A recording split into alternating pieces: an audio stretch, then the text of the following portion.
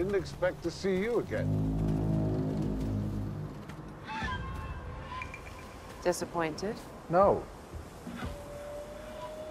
However, can't allow you to interfere. I don't have time for this. That I know.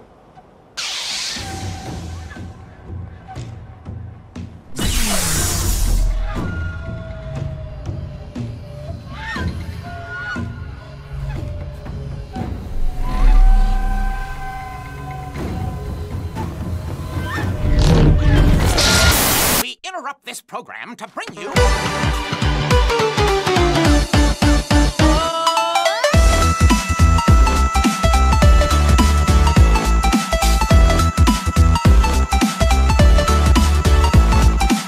All right, everybody. My name is Kevin.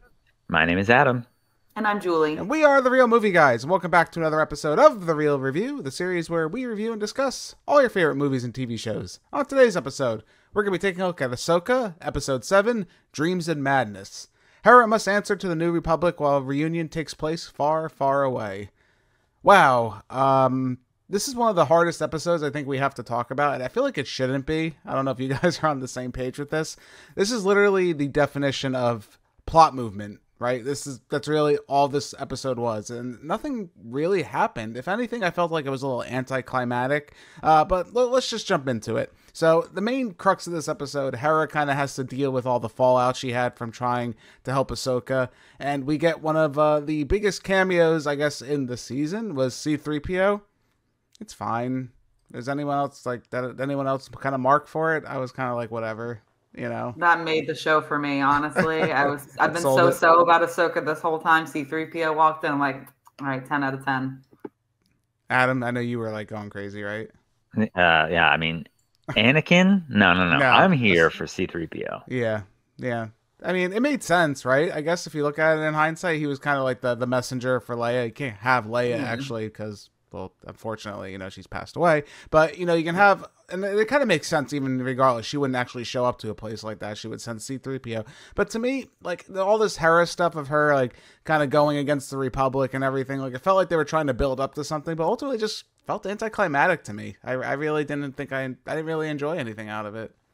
Yeah, especially with the C-3PO reveal, because like, oh, there's a messenger here. And then, like, the people part ways, and it's like, you could tell the reaction they wanted to get was like, oh my God. And then, like, he comes in, he says what he needs to say, and like, okay, Hera, I guess you're fine for now. Right? I don't know. Like, it's just, like you said, all that build up, all that, you know, conflict. And we spent a lot of time with this character and her struggle kind of against the Republic.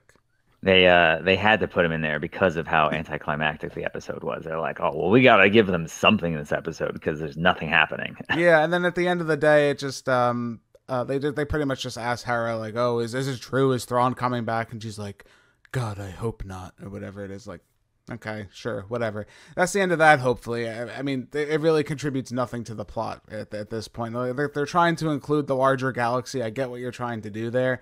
Just doesn't work. It's incredibly boring, incredibly nonsensical. Ahsoka gets to show up for a little bit in this episode. In her own show, once again, she shows up.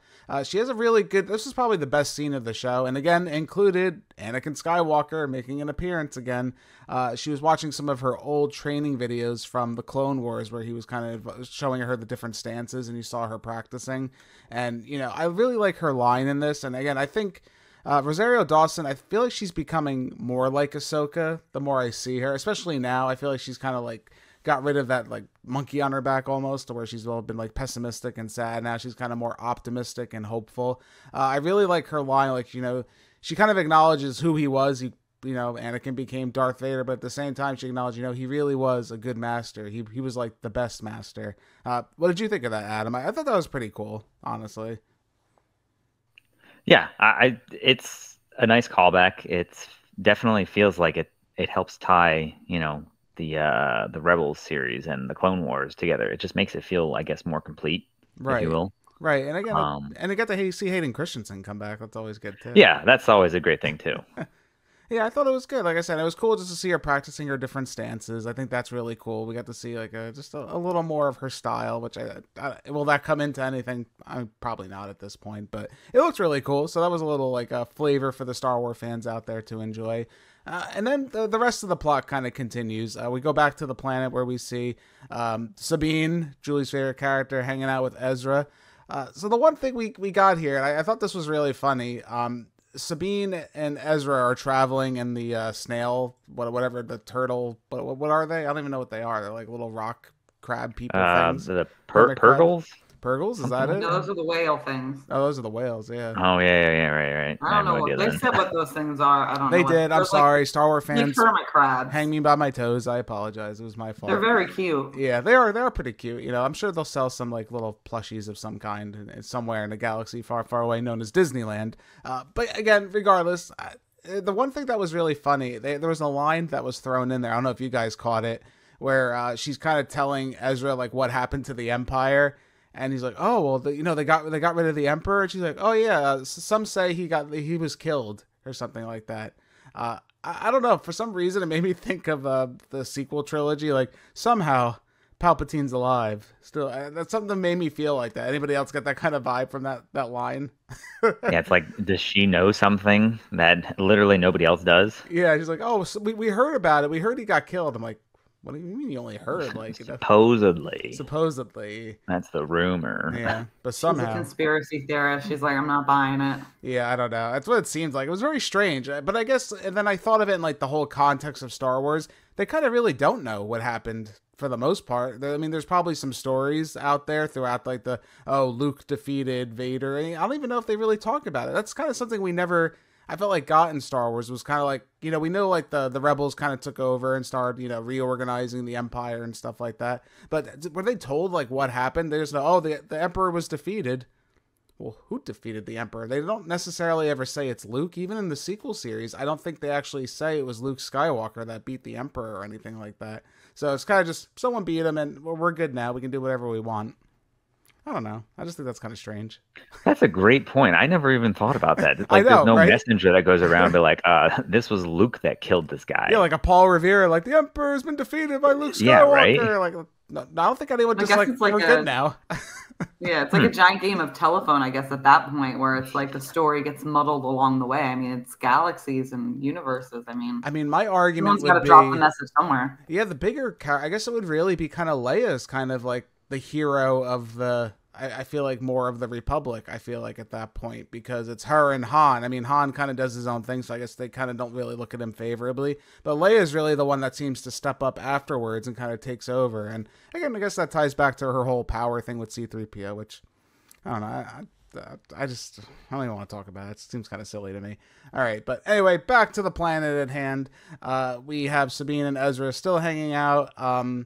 Then we get to see they're attacked by Shin Hati and Balin. So this was probably, I guess, the best part of the episode, really, was their little scrap. I thought it was fine. Ezra, we got to see the actor that's playing him. I think he's doing a pretty good job. Adam, what do you think? Do you think he's doing a decent job as Ezra? Eamon Esfandi, I believe is his name. He's playing Ezra. I did feel a little bit like he was like the Ezra from the animated show. I did get a little bit of a vibe from him. Yeah.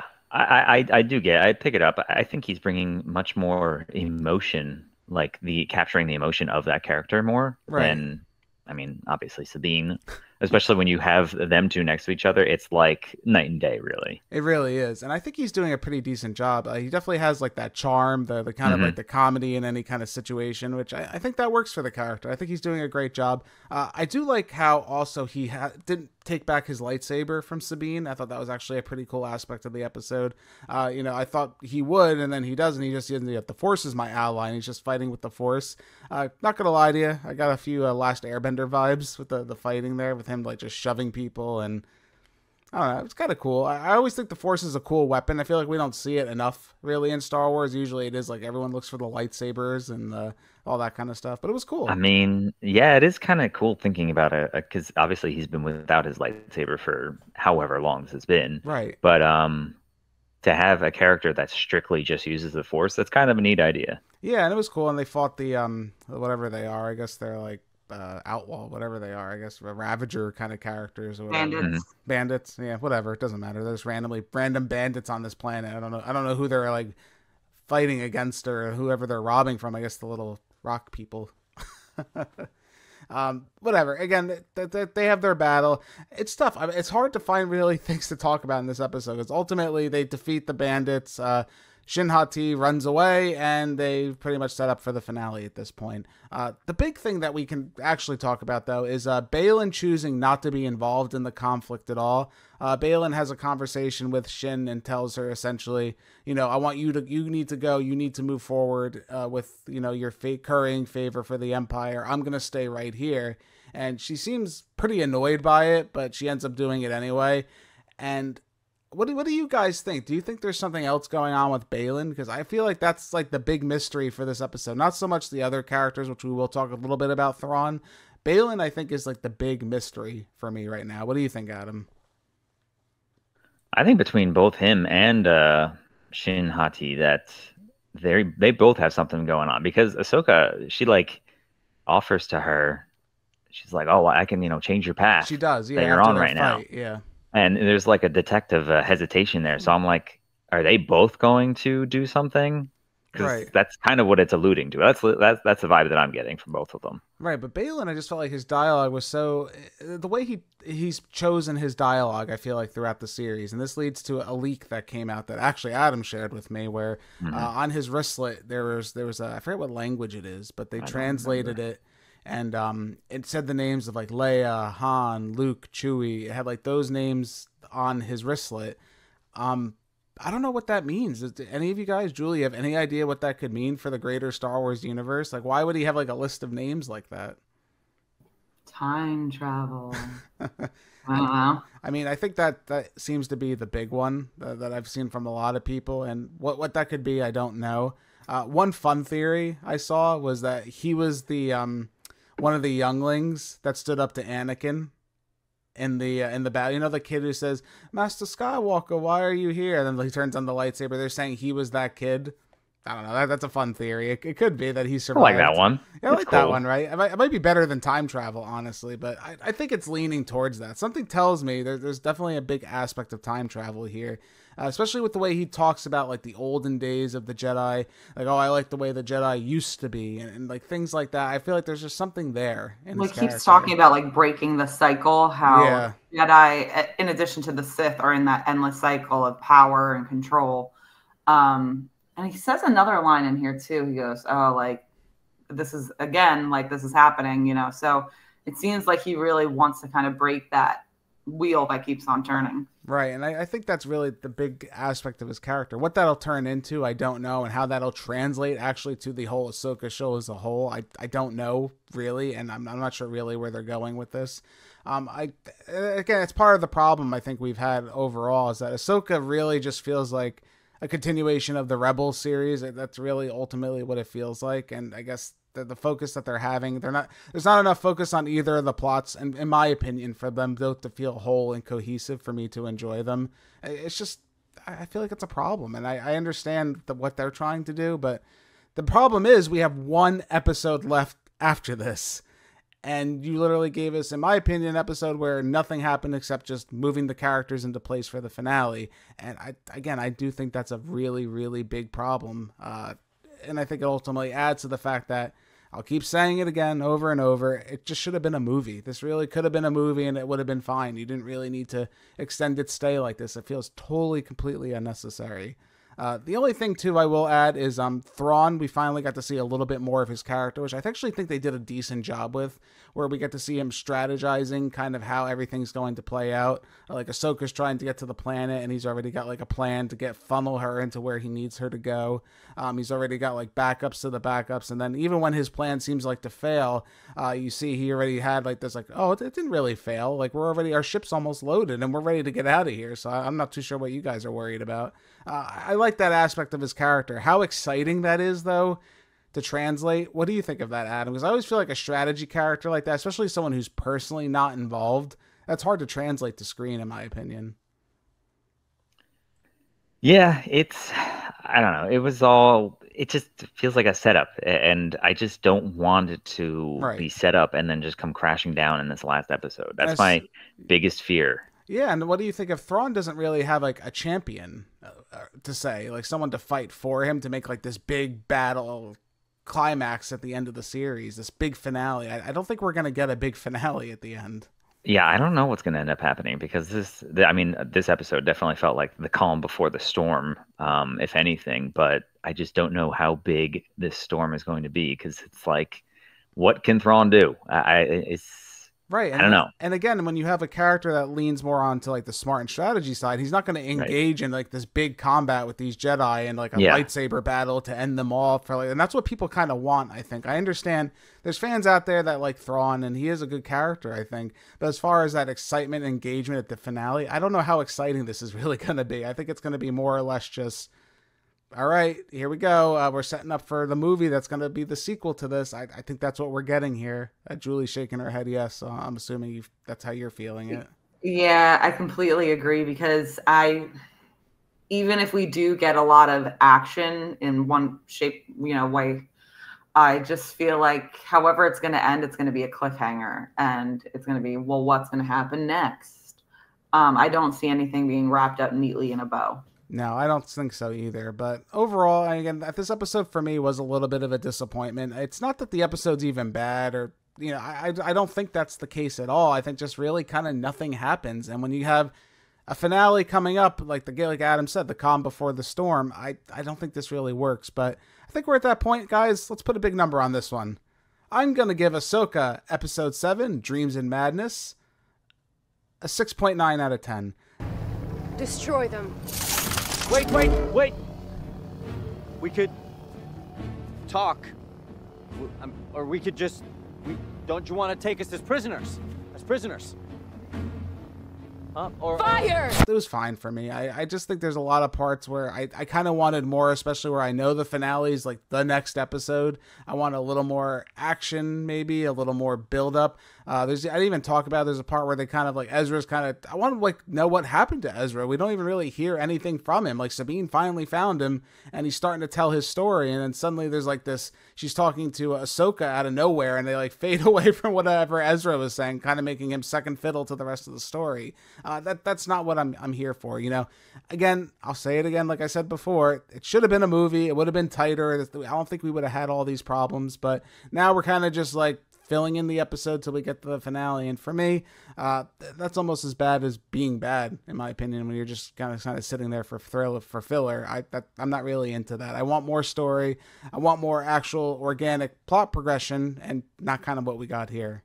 Adam, how about you? What do you think of this one? I'm going to give Episode 7 of Ahsoka, Dreams and Madness, a 6.5, I think, out of 10. I won't always be there and look out for you. If we get separated or something happens, you need to be able to make it on your own. Don't be afraid. Just remember what I taught you and trust your instincts.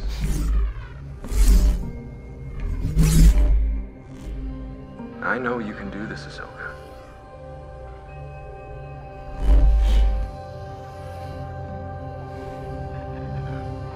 Not really much happened to me. It felt really lackluster in comparison to the previous episodes. It's just going to be a setup episode, and that's like all the Disney Plus shows have the same exact fate. It seems where the episode before the final, it always seems to kind of the same trope. Right. But I mean, it's still. I think that my score might change depending on what the finale might be. Yeah. So maybe this is one of those situations where the episodes need to be played, one after another. Yeah, I mean, Maybe. Even Ahsoka in general, I think there's an argument to be made to Probably. be scored on a whole, after watching Agreed. it completely through, because I don't know, separately like this just doesn't do it any favors. I don't think. Yeah. I don't think it's as engaging. So. No, yeah. I agree. Yeah, no, I agree with you too. Julie, how about you? What do you think? I'm going to be giving Ahsoka Episode 7, Dreams and Madness, a 6.5 out of 10 as well. What's the plan? Here, do your thing. What thing? It's your lightsaber, take it. You keep it. What? I don't need it. Besides, you've been training. Very funny. No, I'm serious. Take it. I gave it to you. It's yours now. At least take a blaster. No. The Force is my ally. That's all I need. Well, I'm gonna need more than that. Like you said, it's a game of chess, so there's moves and counter moves. But really not much happened to really be fully engaged. And again, especially considering this is, you know, the penultimate episode. Like Adam said, like this is a trope with Disney where I'm used to like Game of Thrones, House of Dragon, where the penultimate episode is like the episode of the season. So I have higher expectations for like the final few episodes of a show, and it's just disappointing. And I hope that they stick the landing, but I mean, overall so far the season's just been kind of meh for me.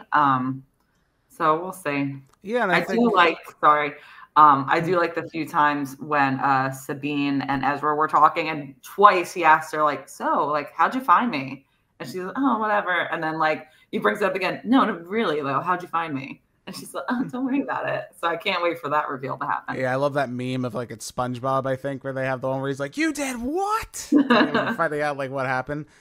I mean, I wouldn't blame him after all that. He kind of did that to keep Thrawn away, and now they're just coming back casually, like nothing ever happened. Barely an inconvenience, it seems like at this point. But yeah, I think it's just the pacing of this show is just way off, especially when something that probably should have been a movie gets dragged on, which Disney seems to do with their series. It does, like Adam said, and both you have said, it is a trend with their series that they tend to do this. They just kind of drag things on for, you know, just the viewership, I guess, you know, whatever the case is. But we do have one episode left, so hopefully Ahsoka can turn it around and end with a bang. You know, I'm really excited to see what happens. But let you guys let us know what you guys think in the comments below. Did you enjoy the episode? Are you excited for the finale? Did this do anything for you? You know, is there something that we may have missed we should have talked about a little bit more? Let us know what you guys think. But thank you guys so much for joining us for this episode of The Real Review. My name's Kevin. That's Adam and Julie. We are your real movie guys. Real guys, real movies, real thoughts. We'll catch you next time. If you guys like what you've seen here today, consider giving this video a like and leaving your thoughts in the comments below. If you want to stay up to date with everything Real Movie Guys related, make sure to hit that subscribe button and check us out on Instagram, Twitter, and Facebook. And don't forget, all you audio listeners at home, we are available on many podcasting platforms. Just search The Real Movie Guys, you should pop right up. Thank you again all so much for joining us on this episode of The Real Review. We are The Real Movie Guys. Real guys, real movies, real thoughts. Catch you next time.